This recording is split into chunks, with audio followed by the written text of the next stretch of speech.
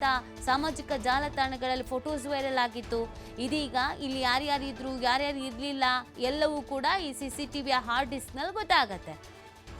ಕೆಲ ಮಹತ್ವದ ದಾಖಲೆಗಳನ್ನ ವಶಕ್ಕೆ ಪಡೆದಿದ್ದಾರೆ ಎಸ್ಐಟಿ ಅನ್ನೋದ್ರ ಬಗ್ಗೆ ಮಾಹಿತಿ ಸಿಗ್ತಾ ಇದೆ.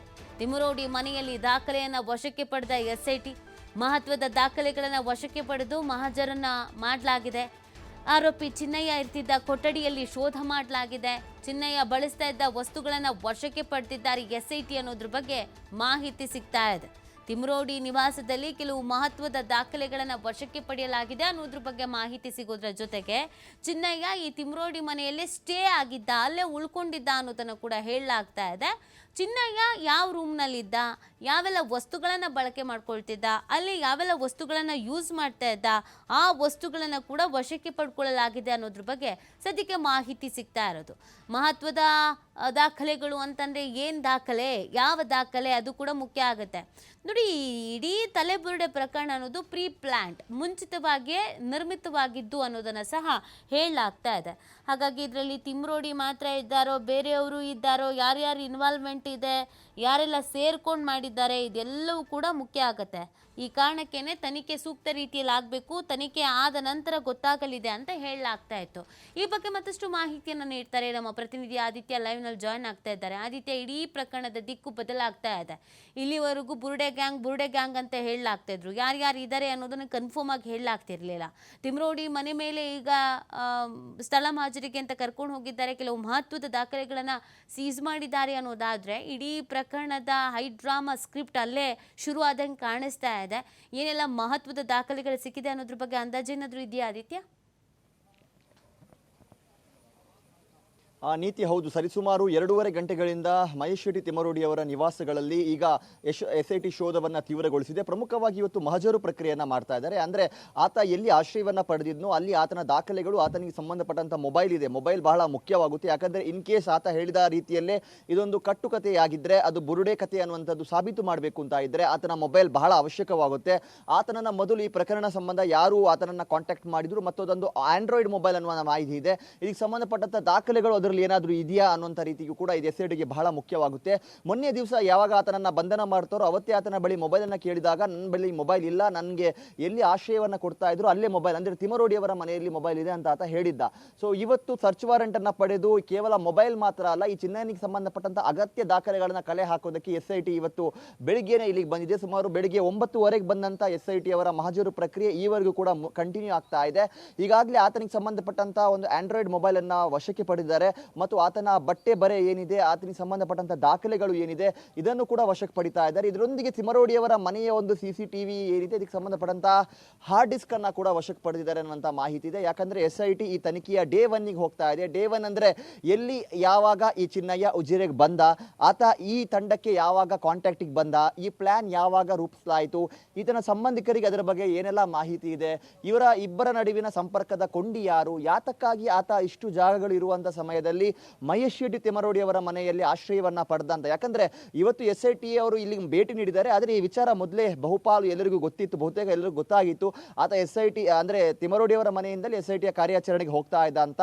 ಮತ್ತು ಇಲ್ಲಿ ಎಸ್ಕಾಟ್ ಗಾಡಿ ಕೂಡ ಬರ್ತಾ ಇತ್ತು. ಹಾಗಾಗಿ ಪೊಲೀಸರಿಗೆ ಏನು ಇದು ಗೊತ್ತಿಲ್ಲದ ವಿಚಾರ ಅಲ್ಲ, ಇಲ್ಲೇ ಇದ್ದಾನೆ ಆತ ಅನ್ನುವಂಥ ರೀತಿಯ ಈ ವಿಚಾರಗಳು ಇತ್ತು. ಆದರೆ ಮಹಜರು ಮಾಡೋದು ಬಹಳ ಮುಖ್ಯವಾಗುತ್ತೆ. ಯಾಕಂದ್ರೆ ಈಗ ಆತನ ಬಂಧನವಾಗಿದೆ. ಸೊ ಇವತ್ತು ಇದೇ ದಿನ ಆಗ್ತಾ ಇರುವಂತದ್ದು ಮಹಜರು ಪ್ರಕ್ರಿಯೆ. ಇಲ್ಲಿ ಯಾರನ್ನಾದ್ರೂ ವಶಕ್ಕೆ ಪಡಿತಾರೆ ಅಥವಾ ಅರೆಸ್ಟ್ ಮಾಡ್ತಾರೆ ಅನ್ನುವಂಥದ್ದು ಸತ್ಯಕ್ಕೆ ಬಹಳ ದೂರವಾಗಿರುವಂತಹ ವಿಚಾರ. ಇವತ್ತು ಇಲ್ಲಿ ಇರುವಂತಹ ದಾಖಲೆಗಳನ್ನ ಕ್ರೋಢೀಕರಿಸಿ ಅದರ ಆಧಾರದಲ್ಲಿ ಮುಂದೆ ಯಾರಿಗಾದ್ರೂ ನೋಟಿಸ್ ನೀಡಬೇಕಾಗಿದ್ದರೆ ಅಥವಾ ಯಾರಿಗಾದ್ರೂ ಯಾರನ್ನಾದ್ರೂ ವಶಕ್ಕೆ ಪಡೆಯೋದಾಗಿದ್ರೆ ಅದಕ್ಕೆ ಬೇಕಾಗುತ್ತೆ ಈ ದಾಖಲೆಗಳು. ಹಾಗಾಗಿ ಅದಕ್ಕೆ ಬೇಕಾಗಿ ಈಗ ಎಸ್ಐಟಿ ಡೇ 1 ಆಗ್ತಾ ಇರುವಂತಹ ಎಲ್ಲ ಬೆಳವಣಿಗೆ, ಏನೆಲ್ಲ ಬೆಳವಣಿಗೆಗಳು ಆಗ್ತಾ ಇತ್ತು ಅದನ್ನ ಸೀನ್ ಬೈ ಸೀನ್ ರೀಕ್ರಿಯೇಟ್ ಮಾಡ್ತಾ ಇದ್ದಾರೆ ಅಂತ ಹೇಳಿದ್ರು ಕೂಡ ತಪ್ಪಾಗ್ಲಿಕ್ಕೆ ಇಲ್ಲ.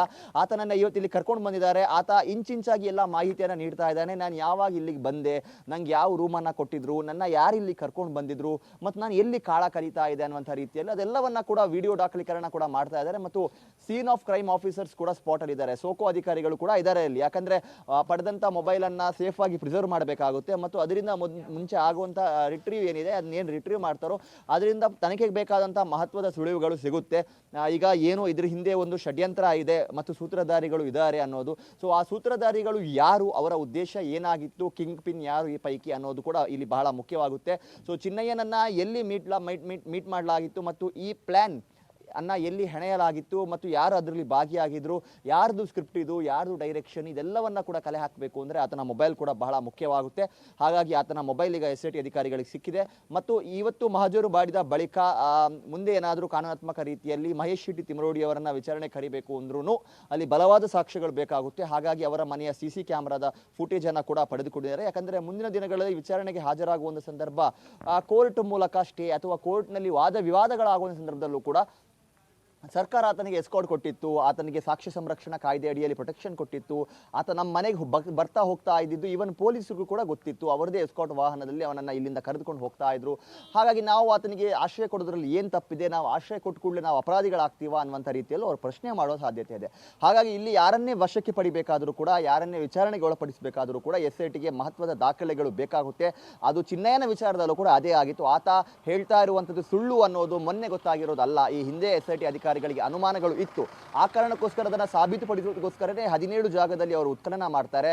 ಆ ಬಳಿಕ 1 ವಾರದ ಬ್ರೇಕ್ ತೆಗೆದುಕೊಂಡು ಬೇಕಾದಂಥ ದಾಖಲೆಗಳ ಸಂಗ್ರಹ ಮಾಡ್ತಾರೆ. ಆ ಬಳಿಕ ಬಂದಂತಹ ವರದಿಗಳ ಆಧಾರದಲ್ಲಿ ಈತ ಮಾಡ್ತಾ ಇರುವಂಥದ್ದು ಒಂದು ಸುಳ್ಳು ಆರೋಪ ಅನ್ನೋದನ್ನ ಆತನ ಬಾಯಿಂದಲೇ ಕಕ್ಕಿಸ್ತಾರೆ.